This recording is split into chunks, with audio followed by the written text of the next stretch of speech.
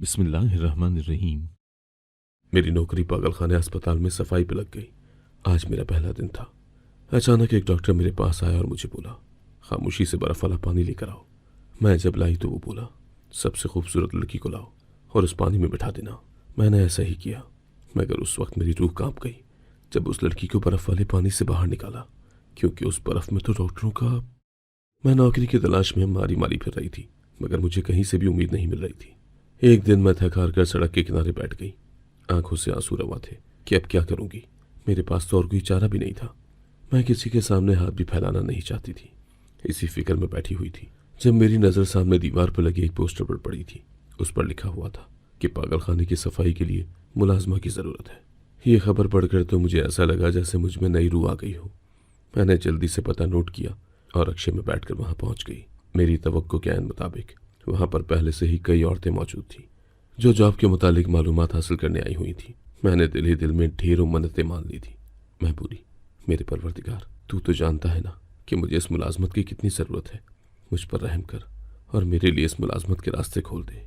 मैंने दुआ मांगी और मेरी दुआ कबूल हो गई थी। मुझे इल्म ही नहीं हुआ कि कैसे ढेरों औरतों में मुझे सेलेक्ट कर लिया गया था। मेरी खुशी तो इतनी थी, तनख्वाह भी अच्छी लग गई थी। डॉक्टर ने ही मुझसे बातचीत की थी। वो कहने लगा, अभी तुम नहीं हो इसलिए चंद महीने तुम्हें रात के शिफ्ट में काम करना पड़ेगा। फिर जैसे ही दिन में कोई जगह खाली हुई तुम्हें दिन में सफाई का काम दे दिया जाएगा। मैं बड़ी सहूलत से बोली कि मुझे रात में ड्यूटी करने में कोई एतराज़ नहीं है। डॉक्टर बहुत खुश हो गया। उसने कहा कि अगर मुमकिन हो सके तो आज रात ही काम पर आ जाना। मैंने सर हिला दिया और अस्पताल की चारदीवारी से निकल आई। जब मैं घर पहुंची तो मगरिब की अजान हो चुकी थी। मेरे दो ही बच्चे थे। वो मुझे देखते ही मेरी जाने भाग कर आए थे, जबकि मेरी सास मुझे उम्मीद भरी नज़रों से देख रही थी। वो कहने लगी, बहू क्या बना मुलाजमत का? मैं बोली, अम्मी मुलाजमत मिल गई है। मेरी सास की आंखों में आंसू आ गए थे। उसने मुझे गले से लगाया और बोली, अल्लाह तेरा लाख लाख शुक्र है। बेटी बहुत मजबूरी है। तुम तो जानती हो कि ये पेट का ईंधन नहीं बढ़ता, इसलिए बहुत कुछ करना पड़ता है। फिर तुम्हारे बच्चे भी तो स्कूल जाते हैं। अगर मेरी बूढ़ी हड्डियों में ज़रा भी दम होता तो मैं कभी भी तुम्हें इद्दत के दौरान घर से ना निकलने देती। मुझे तो यही सोच सोच कर फिक्र होती है कि मेरा काशिफ भी क्या सोचता होगा कि मेरे मरते ही मेरी बीवी को दर दर की ठोकरें खानी पड़ रही हैं। मैं बोली, अम्मी आप ऐसी बातें सोचकर खुद को अजियत मत दें। हमारे लिए इतना ही काफ़ी है कि मुझे जॉब मिल गई है। मेरे बच्चों की पढ़ाई का हर्ज नहीं होगा। मेरी सास कहने लगी, किस किस्म की मुलाजमत मिली है? मैं बोली, पागल खाने में सफाई का काम मिला है। रात की शिफ्ट होगी, रात 9 बजे से सुबह 6 बजे तक। तनख्वाह बहुत अच्छी है। मेरी सास ने मुझे बड़ी हैरत से देखा। वो कहने लगी, बहू तुम अब रात की शिफ्ट में काम करोगी? तुम जानती हो ना, तुम जवान जहाँ हो, फिर खूबसूरत भी हो, लोग तरह तरह की बातें करेंगे, हमें तो जीते जी ही मार देंगे। मैंने अपनी सास का हाथ थाम लिया और बोली, आप बिला वजह फिक्र मत करें। ये जो लोग बातें बनाएंगे ना, क्या वो कभी हमारे घर पे ये पूछने आए हैं कि तुम लोगों ने खाना खाया है कि नहीं? कोई भूखा तो नहीं है? घर का किराया अदा हो गया है? बिजली का बिल दे दिया है? बच्चों के स्कूल की फीस तो भर दी है ना? इनकी टीचर हर रोज इन्हें क्लास में खड़ा करके ये तो नहीं पूछती कि तुम्हारी फीस अभी तक अदा क्यों नहीं हुई? अम्मी उन लोगों की परवाह मत करें जो मुश्किल में हमारा साथ नहीं देते। मेरी सास की आंखों में नमी आ गई थी। फिर उसने मेरे सामने हाथ जोड़ दिए और कहने लगी, मेरी बच्ची आसिया, मैं जानती हूँ तुम जवान हो, तुम्हारी 100 ख्वाहिशात होंगी, 100 ज़रूरियात होंगी। मैं तुम्हें दूसरी शादी करने से मना नहीं करूँगी। मैं तुमसे बस इतना कहूँगी कि अपनी इज्जत की बहुत हिफाजत करना, क्योंकि तुम एक बेटे और बेटी की माँ हो। तुम्हारा कोई भी गलत कदम इन्हें उम्र भर के लिए सर झुकाने पर मजबूर कर देगा। जब भी तुम्हारा दूसरी शादी का इरादा हो मुझसे कह देना, मैं खुद तुम्हारी शादी करवा दूंगी। मैं बोली, अम्मी आप फिक्र न करें, मैं इन तमाम मामलात की नज़ाकत को समझती हूँ। मेरी सास मुस्कुरा दी थी। फिर मैंने जल्दी जल्दी से खाने पकाने का इंतज़ाम किया। बच्चों को खिला पिलाकर 9 बजे तक सुलाकर मैं घर से बाहर निकल आई थी। आज अस्पताल में मेरा पहला दिन था। मुझे नहीं इल्म था कि मेरी मुलाजमत का ये सफ़र आसान होगा या नहीं। मैं अस्पताल गई तो ये देखकर हैरान रह गई थी कि अस्पताल तो खचाखच भरा हुआ था।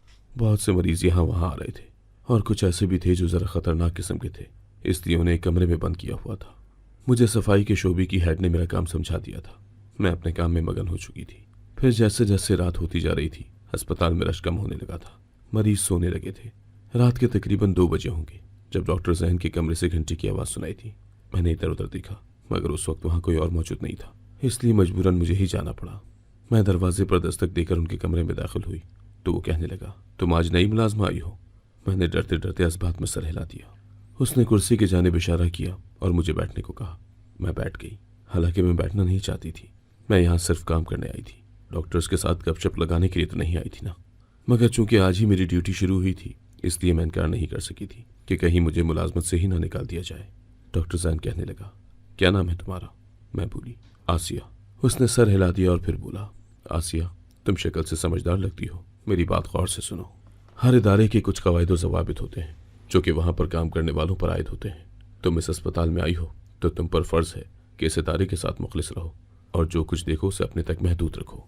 तुम जानती हो कि हमारा यह अस्पताल मुल्क के नामवर अस्पतालों में से एक है। लोग भाग भाग कर यहाँ अपना इलाज करवाने के लिए आते हैं। दूसरे अस्पताल के डॉक्टर्स हमारे अस्पताल के इलाज के तरीक़ेकार को जानना चाहते हैं, इसलिए वो यहाँ पे काम करने वालों को भारी रिश्वत भी दे देते हैं। अब तुम यहाँ काम कर रही हो तो मेरी बात गौर से सुनो। तुमने यहाँ आंखें और मुंह बंद करके काम करना है, बिला वजह कोई सवाल जवाब नहीं करना और ना ही किसी से बात करनी है। मैंने सर हिला दिया था। मैं बोली, डॉक्टर आप बिल्कुल भी फिक्र मत करें, ऐसा ही होगा। फिर डॉक्टर जैन बोला, अब तुम जाओ और एक बड़े से टब में बर्फ़ वाला पानी डाल दो। मैंने सर हिला दिया और उठकर बाहर निकल गई। मैंने टब में ठंडा यख पानी डाल दिया और वापस जाकर डॉक्टर जैन को रिपोर्ट दी तो वो कहने लगा, अब पूरे अस्पताल में चल फिर कर देखो, जो सबसे ज़्यादा खूबसूरत मरीज़ा है उसे इस पानी वाले टब में लाकर बिठा दो। मैं हैरान हुई थी मगर सवाल नहीं किया था क्योंकि सवाल करने की इजाज़त नहीं थी।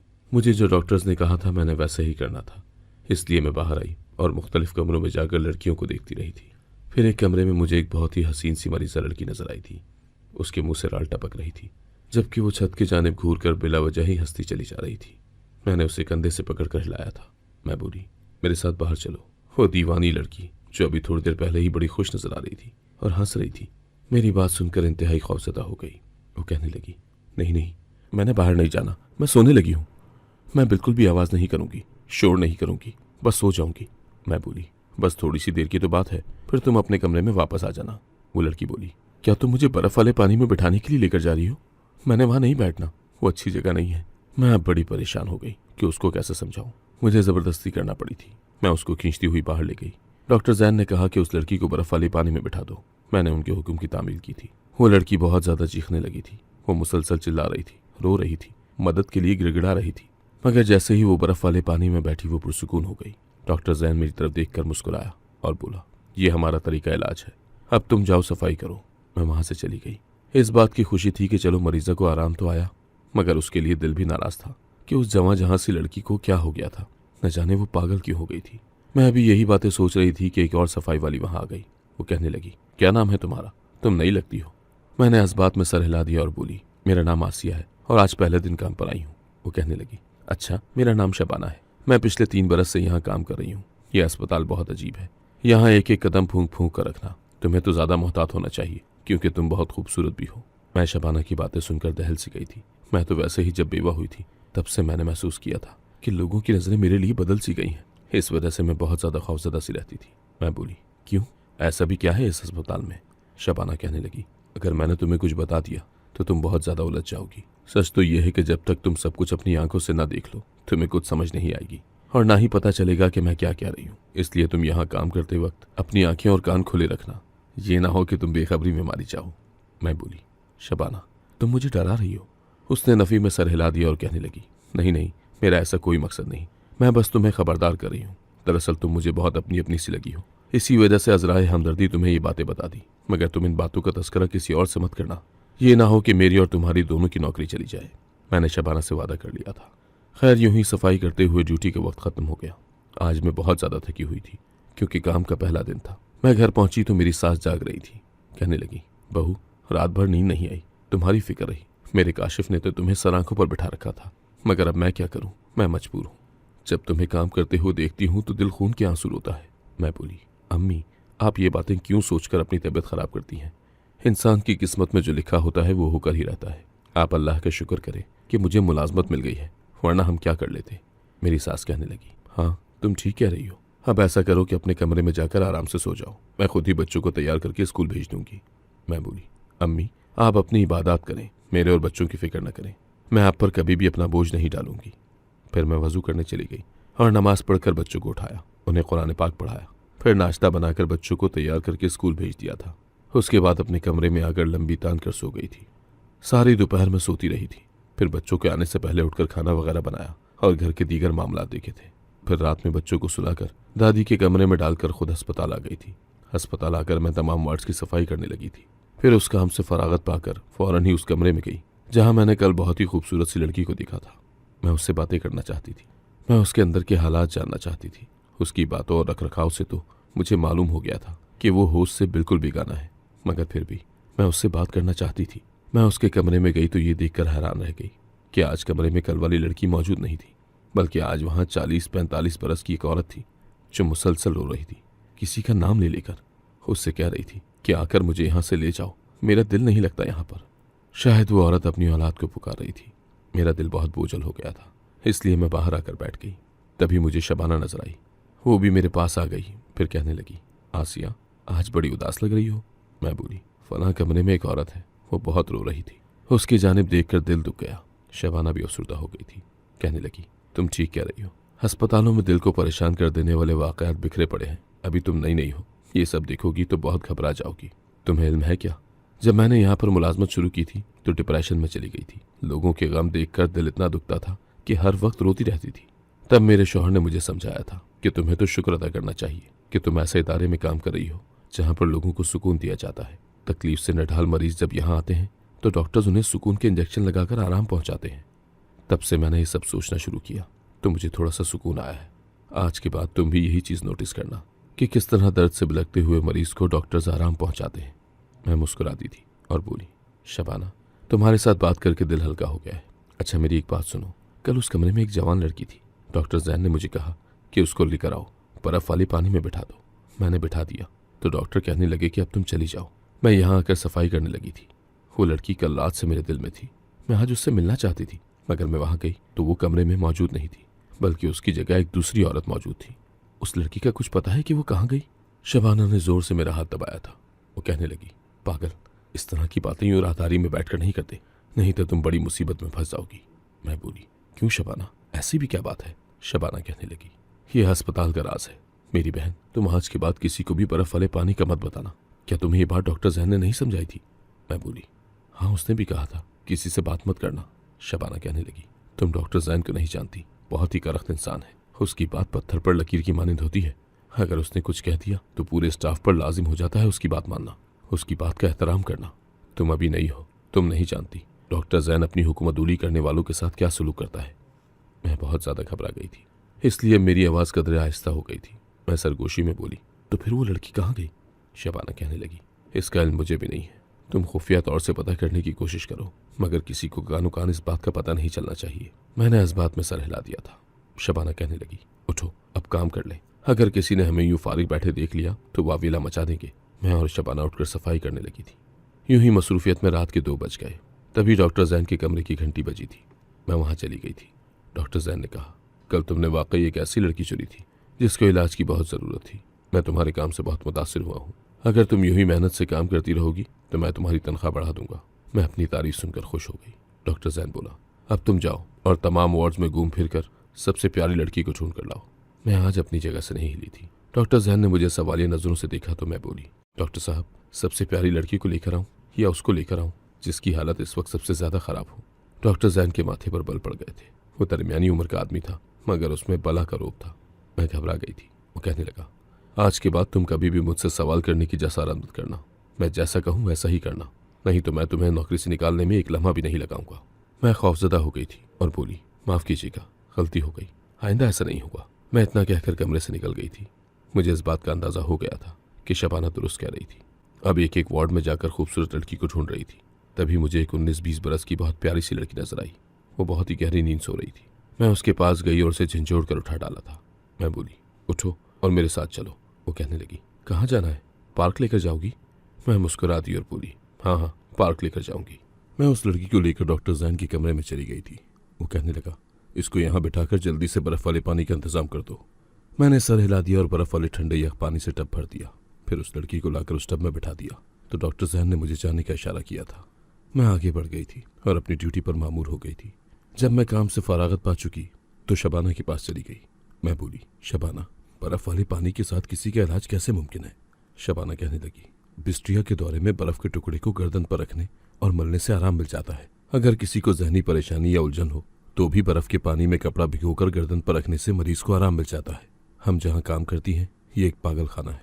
यहाँ पर वही लोग आते हैं जो जहनी इंतशार का शिकार होते हैं। शायद इसीलिए डॉक्टर जैन बर्फ के पानी में बिठाकर मरीजों का इलाज करते हो। मैं बोली, ठीक है, तुम्हारी सारी बातें ठीक है, मगर मुझे ये बताओ कि वो हर रात मुझसे हसीन लड़की का ही तकाजा क्यों करते हैं? उन्हें चाहिए कि वो मुझसे कहें कि मुझे एक ऐसा मरीज ला कर दो जो बहुत ज्यादा तकलीफ में मुब्तला हो। शबाना कहने लगी, आसिया, तुम्हारे दिल में भी वही सवाल उठ रहे जो मेरे दिल में उठते थे, मगर मैंने अपनी मजबूरी देखकर उन सवालात को सुला दिया है। अगर तुम्हें कभी इन बातों का जवाब मिल गया तो मुझे भी बता देना। मैं चुप हो गई थी। खैर, अब हर रात ऐसा ही होता था। डॉक्टर जैन मुझसे खूबसूरत लड़की का तकाजा करते थे और फिर अगले दिन वो लड़की जिसे बर्फ के पानी में बिठाया होता था वो अस्पताल से गायब होती थी। बहुत ढूंढने के बावजूद भी मैं उसे कहीं तलाश नहीं कर पाती थी। इन तमाम बातों ने मुझे बहुत ज्यादा परेशान कर दिया था। अब मैं हर रात इसी ताक में रहती थी कि आखिर कब मैं डॉक्टर जैन के राज को पालूंगी। इसी वजह से मैं अस्पताल के हर डॉक्टर पर बड़ी गहरी नजर रखती थी।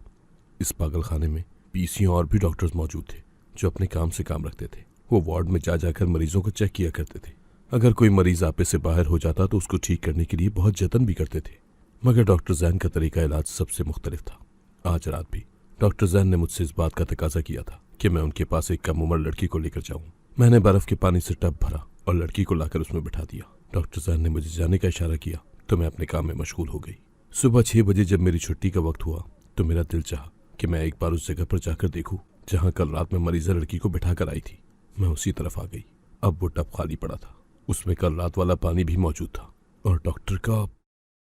मैं वो चीज देखकर बहुत ज्यादा घबरा गई थी। मैंने इधर उधर नजरें दौड़ाई और वो चीज उठाकर घर आ गई थी। सारा रास्ता मैं यही सोचती रही थी कि आखिर ये सब क्या है। घर पहुंची तो मैंने अपनी सास से कह दिया कि आज बच्चों को आप ही स्कूल भेज दे, मेरी तबीयत ठीक नहीं है। मैं इतना कहकर दूसरे कमरे में आ गई थी और उस चीज को उठा लिया था जो मुझे टब से मिली थी। वो एक विजिटिंग कार्ड था जिस पर मिस्टर सरफराज नामी आदमी का नाम दर्ज था और जिस आदमी के साथ में तस्वीर लगी हुई थी वो कदरे अयाश किस्म का लग रहा था। उसने बालों में पोनी डाली हुई थी और कानों में बड़ी बड़ी बालियां थी। मैं उस आदमी को नहीं पहचानती थी, मगर न जाने क्यों उस तस्वीर से अपनी नजरें हटाने में नाकाम रही थी। उस तस्वीर में कुछ तो खास था जो मेरी तवज्जो अपनी जानिब मबजूल करवा रहा था। मैं आधा घंटा उस कार्ड को हाथों में लेकर बैठी रही और कड़ी से कड़ी मिलाने की कोशिश कर रही थी।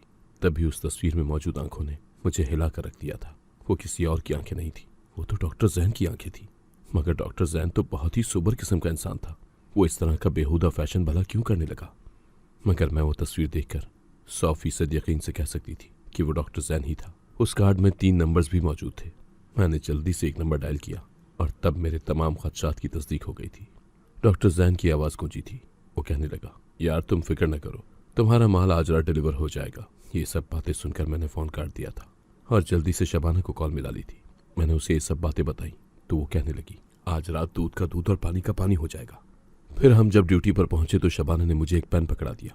वो कहने लगी, इस पेन को अपने दुपट्टे पर लगा लो। ये आम पेन नहीं है, बल्कि इसमें खुफिया कैमरा भी मौजूद है। मैं आज ही बाजार से बहुत महंगे दामों से खरीद कर लाई हूँ। इसमें डॉक्टर जैन के तमाम करतूत रिकॉर्ड हो जाएंगे। मैं बहुत खुश हो गई थी। फिर मैंने रात 2 बजे डॉक्टर जैन की हिदायत पर अमल करते हुए टब में बर्फ वाला पानी भरा और एक हसीन सी पागल लड़की को लाकर उसमें बिठा दिया था। मगर आज डॉक्टर जैन के जाने के बावजूद मैं वहां से गई नहीं थी, बल्कि एक कोने में खड़ी होकर सारा मंजर देखने लगी थी। वो लड़की ठंडे पानी में तड़प रही थी, हाथ पैर मार रही थी, फिर एकदम से पुरसुकून हो गई। तो डॉक्टर जैन ने फ़ोन निकाला और उस लड़की की तस्वीर और वीडियोस बनाने लगा। फिर शायद उसने ये सब किसी को सेंड कर दिया था। फिर उसको कॉल्स पर कॉल्स आने लगी। शायद उस लड़की की तस्वीरें किसी ग्रुप में सेंड की थी और अब सब उसकी बोली लगा रहे थे। इसलिए वो बार बार ये कह रहा था कि नहीं नहीं, ये पैसे बहुत कम हैं। और फिर आखिरकार वो किसी से मुत्तफिक हो गया था और एक बड़ी सी गाड़ी उस लड़की को लेने आई थी। मैं भागती हुई शबाना के पास गई और उसे सारी बात बता दी थी। शबाना कहने लगी, तुम बेफिक्र रहो, मैंने पुलिस को पहले ही बुलवाया हुआ है। यूं पुलिस ने ये सारी कार्रवाई खुद भी देख ली थी और उस लड़की को बचा भी लिया था। फिर वो डॉक्टर जैन को गिरफ्तार करके ले गए थे। मेरे खुफिया कैमरे में जो चीज़ें रिकॉर्ड हुई थी वो भी मैंने पुलिस के हवाले कर दी थी। डॉक्टर जैन ने बाद में ये इंकशाफ किया था कि वो अब तक सैकड़ों लड़कियों को बेच चुका है और बेचने से पहले वो पागल लड़कियों को बर्फ वाले पानी में इसलिए बिठाया करता था ताकि वो जहनी तौर पर पुरसुकून हो जाए और जो लोग उनको खरीद कर ले जा रहे होते थे उन पर हमला न कर दें। पुलिस ने इस सारी कार्रवाई में मेरा और शबाना का नाम खुफिया रखा था, इसलिए हमारी नौकरी नहीं गई थी। जबकि पुलिस ने हम दोनों में वो इनामी रकम भी तकसीम कर दी थी जो सरकार की तरफ से इस केस को हल करने वाले को दी जानी थी। हम दोनों बहुत खुश हैं कि हमारी वजह से एक आदी मुजरिम पकड़ा गया था। अब अस्पताल का माहौल बिल्कुल साफ सुथरा है। यहाँ अब कोई भी ऐसी सरगर्मी देखने में नहीं आती कि हमें परेशान कर दे। अगर आपको आज की कहानी पसंद आई है तो वीडियो को जरूर लाइक कीजिएगा और अपने दोस्तों के साथ भी शेयर कीजिएगा। और हाँ, अगर आपने अभी तक हमारा चैनल सब्सक्राइब नहीं किया तो जरूर सब्सक्राइब करें। मिलते हैं कल एक नई और दिलचस्प कहानी के साथ। अल्लाह हाफिज।